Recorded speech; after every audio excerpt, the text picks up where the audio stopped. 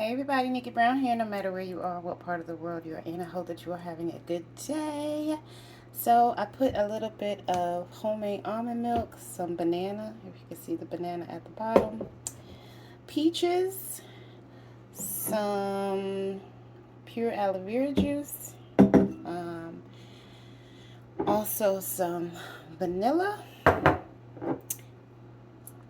cinnamon, and nutmeg. And I'm basically making a simple smoothie. So I'll show you what that looks like in a second. Okay, here's the smoothie. It is a little bit more watery than I would like for it to be. I'm going to freeze my bananas so that, because I used frozen peaches, so I'm going to put my bananas in the freezer as well and freeze those. For me, the banana makes it sweet enough, but if it's not sweet enough for you, you can always add something like maple syrup or agave.